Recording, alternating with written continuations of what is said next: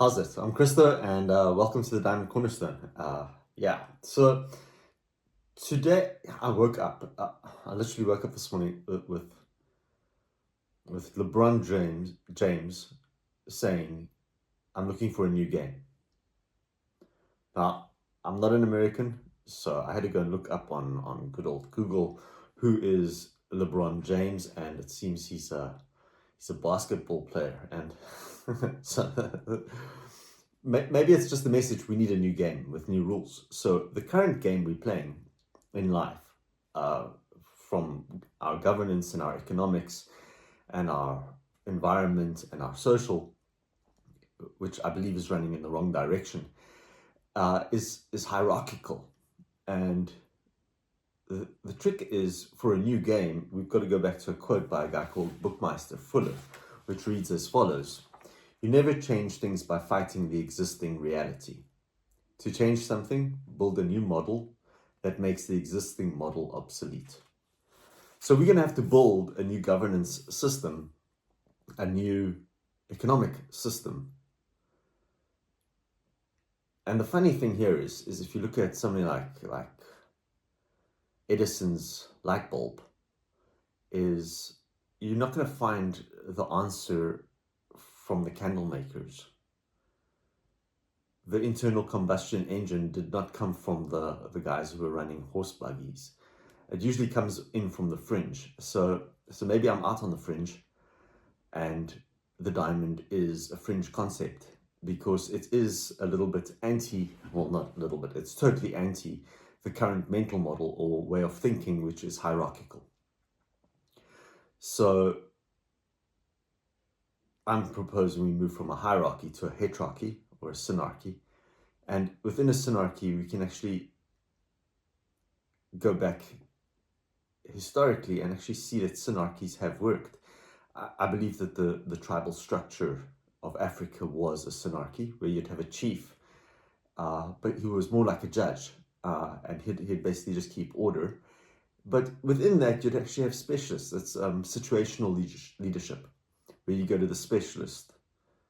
And right now we've got specialists. You've got a plumber, he's a specialist. Therefore, he's going to lead the group.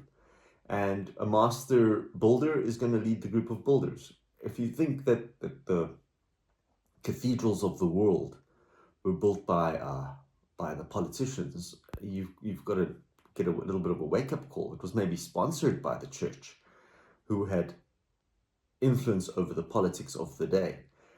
But it was built by the master builder, and the master builder was put in charge. So the economics and the politics have always been, but they're the guys who actually just fund the masters.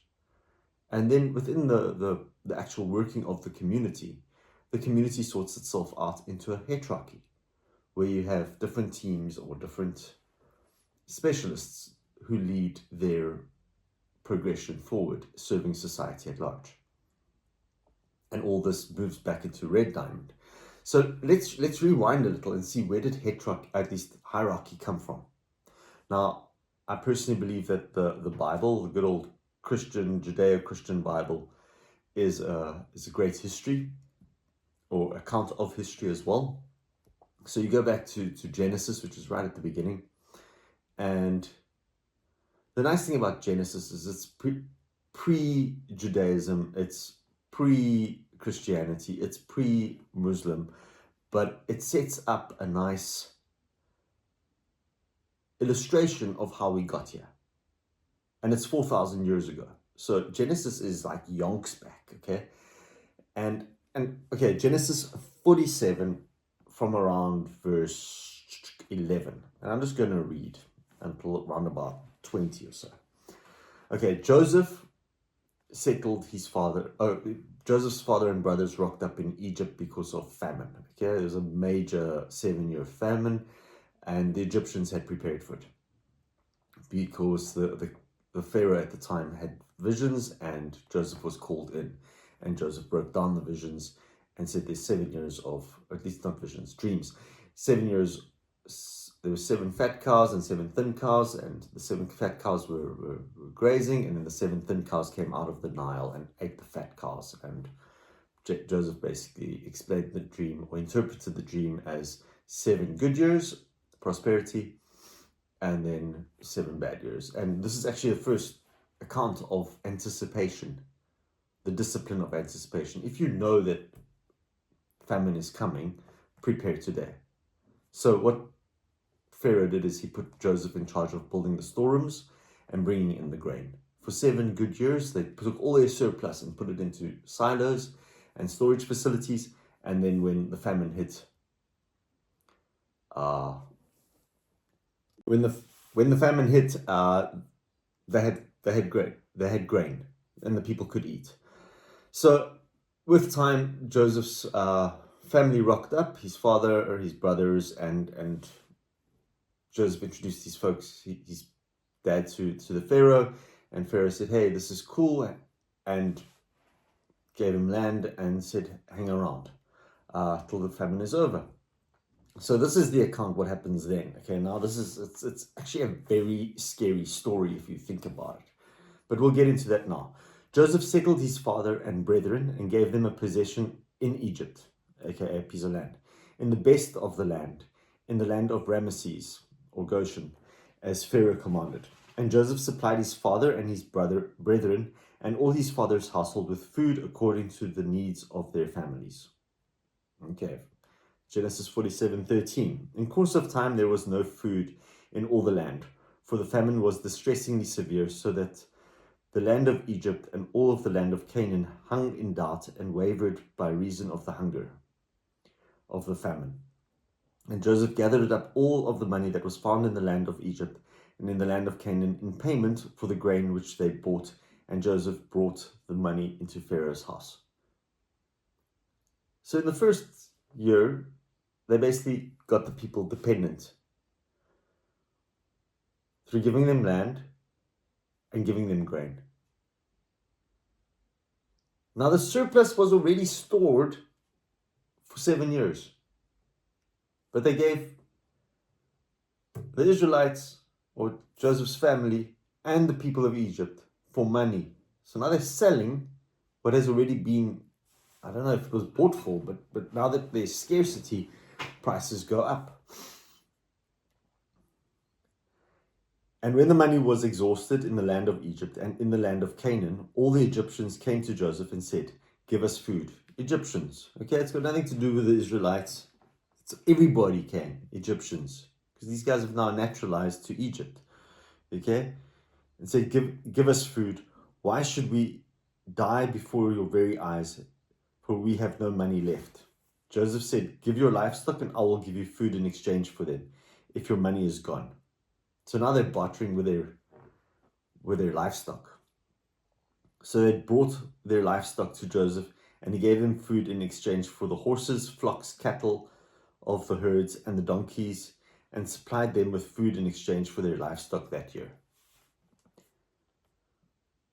When that year was ended, they came to Joseph the second year and said to him, "We will not hide from my lord that our money is spent. My lord also has our herds of livestock. There is nothing left in the sight of my lord but our bodies and our lands. Why should we perish before your eyes? Both we and our land, buy us and our land in exchange for food, and we and our land will be servants to Pharaoh and give us seed to plant, that we may live and not die, and that the land may not be desolate." The first time we went into hierarchy was 4,000 years ago.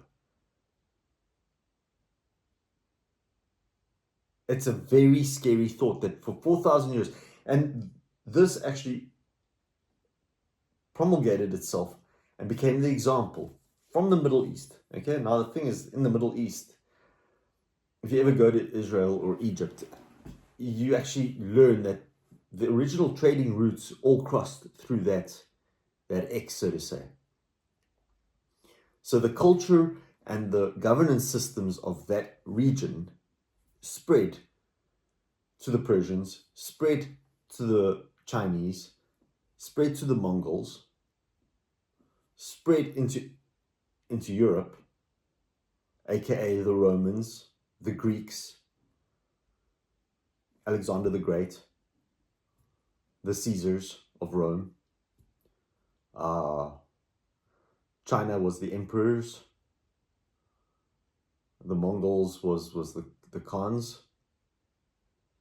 So this governance system of hierarchy became our line of thought from 4,000 years ago. And we're still playing by the rules of 4,000 years ago. So maybe it is time, as Lebron James says, find a new game. And I propose we make it a diamond. The hierarchy keeps us linear, our thinking linear, random, separate, promoting competition and conflict, because if they keep us divided in fear, then the top of the hierarchy stays in power. And I don't even believe it's power, I believe it's force, because they guide us as sheep to the slaughter, lambs to the slaughter. Whereas if we are self-governed in a laissez-faire, community-based hetrarchy,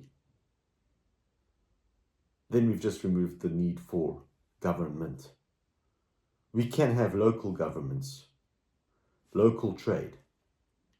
And this is not just the message for South Africa, this is globally, because we're all running under hetrarchies, and at least hierarchies, and our leadership is searching for war, searching for ideology, and they're running ideology, which is politics, into our sociology and forcing us to be accountable. And it all starts with the economics, that, as Mr. Rothschild said, I don't give a damn. Give me a country's economy and I don't give a damn who makes the law, because I can buy it. So we've got to move from a kakistocracy back to a meritocracy. And I believe this is absolutely possible.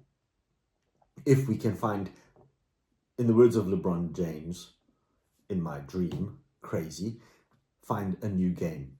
And this is the new game, new rules. You never change things by fighting the existing reality.